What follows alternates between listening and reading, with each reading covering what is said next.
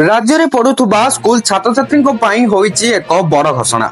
एणिकी school छात्र छात्री को मिलवाकू जाउची एक नुआ सुविधा। स्कूल छात्र छात्री जहाँ भी किसी घोषणा होईची ता समस्ते जानी रखिबा जरूरी।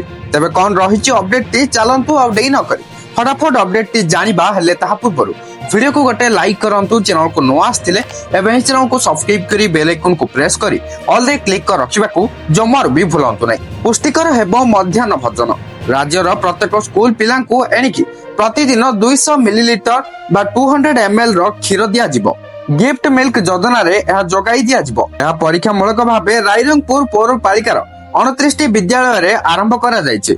ओम्फेड और नेशनल डायरी डेवलपमेंट बोर्ड बा एनडीडीबी रो सहयोगरे छात्र छात्री को एही क्षीर दिया जिवो बोली सूचना दैछन्ति मत्स्य और प्राणी संपद विकास मंत्री गोकुलानंद मल्लिक। राज्य में 51,581 प्राथमिक और उच्च प्राथमिक विद्यालय रही।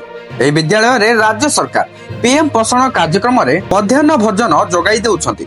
41,32,575 जन पिला एथिरे शामिल होइछन्ति। मध्याह्न भोजन रे सोमवार और गुरुवार भात और डालमा, मंगलवार और शुक्रवार भात और सोयाबीन तरकारी, बुधवार और शनिवार भात और अंडा तरकारी दिया जाउछि। बजार दरदाम को लक्ष्य करी गत नवेम्बर 14 तारीख रे राज्य सरकार मध्याह्न भोजन खर्च 1 टंका लेखाएं वृद्धि करथिले। एहार ठीक 10 दिन पर केंद्र सरकार मध्य खर्चर टंका वृद्धि करथिले, जहा फल रे प्राथमिक विद्यालय रे जणे पिला पिछा 7 टंका 64 पैसा एवं उच्च प्राथमिक पिलांक पिछा 10 टंका 94 पैसा गत डिसेम्बर 1 तारीख रु प्रदान करा जाउछि।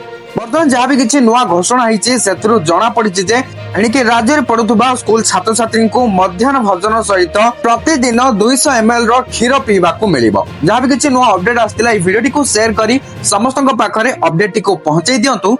Thank you for watching.